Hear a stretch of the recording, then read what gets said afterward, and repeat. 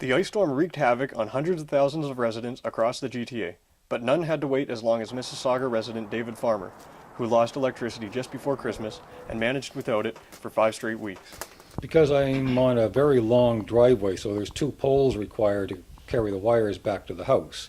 And the poles on your property are yours, although I'd had a bit of more promising comments from some of the linesmen that had come out earlier and saying they'd prop up the pole that had broken and run a temporary wire, but it wasn't until the 28th, I think, the 2 days after, the Friday after the storm, that one of the EnerSource supervisors came by and said, no, they're only responsible up to the pole at the road.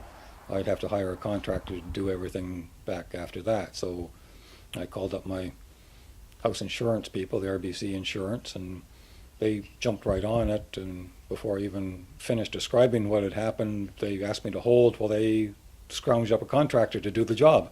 Despite how long it took for the work to be done, that didn't force Farmer out of his home, as long as he had his wood-burning stove to keep him warm.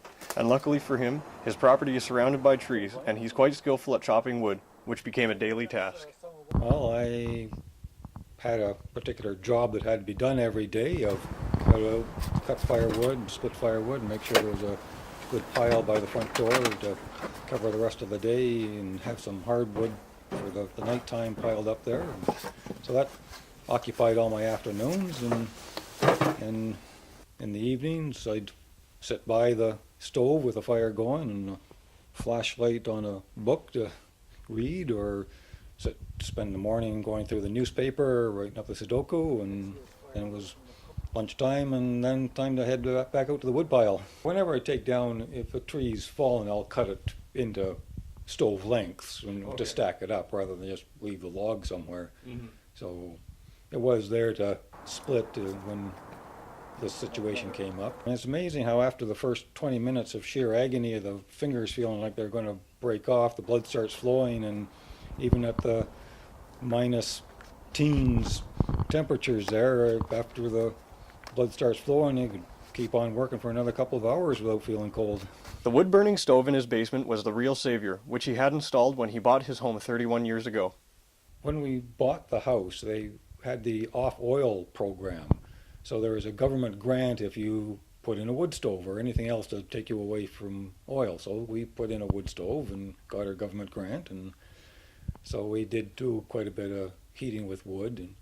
And there was several years, I don't know, about 5 or 6 years, when we did heat this house exclusively with wood. We had the oil furnace as a backup if we were going away on vacation, but while we were here, we just heated with wood. We don't use it regularly. I had to do quite a bit of cleanup around the stove to make sure I didn't have things up close. So I've got about a 4-foot spread at least in front of it, and a little closer things behind, but certainly couldn't have just used it right away. It was going to be too dangerous in that case, but yeah. But now that I've got it cleaned up, I probably will make a little more use of it. There was some good that came out of the experience of not having electricity.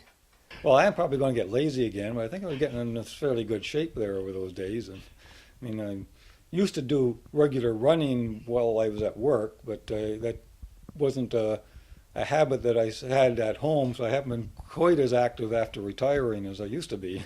Mm-hmm. So this was kind of getting me back up into the way I used to be for shape.